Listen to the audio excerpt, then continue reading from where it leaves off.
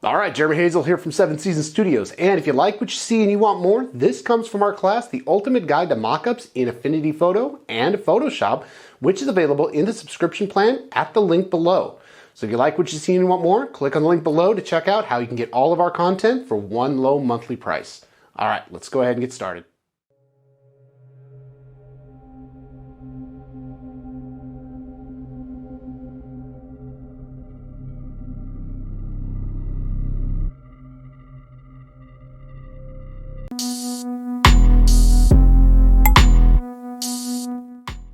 All right, folks, let's go ahead and narrate why I made the decisions that I made. So you might see the camera cord or the microphone cord come into the shot, but turns out I'm gonna get down on the floor here and I'm gonna be working right alongside you. So the reason I made the decision that I made when it came down to the black background is I wanted a good contrast with the white shirt.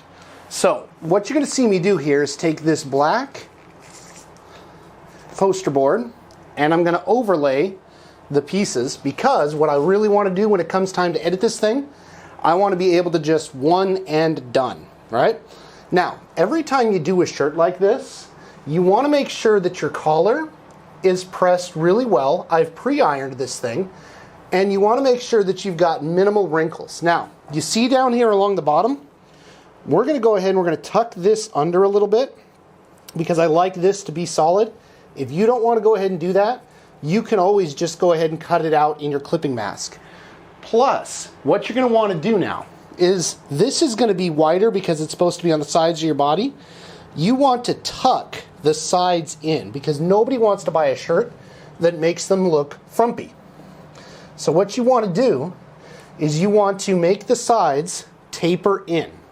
Okay, so we're going to put a little bit of taper on it. I'm going to smooth that out a little bit. There's going to be no perfect. If you wanted perfectly perfect, you would have done a vector image. All right? So now, I want the front of my sleeves, the top portion here, you see where this is? I want to tuck this just a little bit in. Okay? I don't want it to flare out a lot, so we might do a little bit more tucking. And we can change this in post. So what I'm looking for here is a nice solid crease, and I want this crease to be on the same on this side. So I'm going to go ahead and tuck this in as well, and I'm going to make sure that we're good here. Now some people will put their tissue paper inside of this. I personally don't like that look, so I don't. I like my fold flats or my lay flats to be actually flat. And if your sides aren't perfect, that's okay. Turns out through the magic of editing, we're going to be just fine. Okay, now, don't forget the tag. Make the tag stick down. You don't want the tag sticking up. Get that right where you think it should be.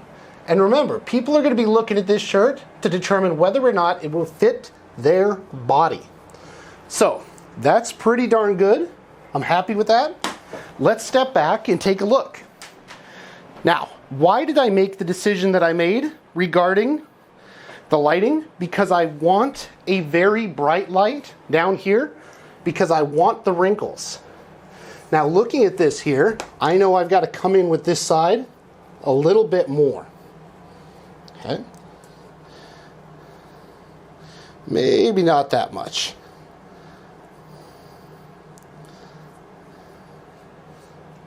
Okay. Make sure we didn't undo any of our work. All right. Now, when you shoot it, make sure you shoot it raw. I like raw because it gives me the opportunity to go in and post and fix some things.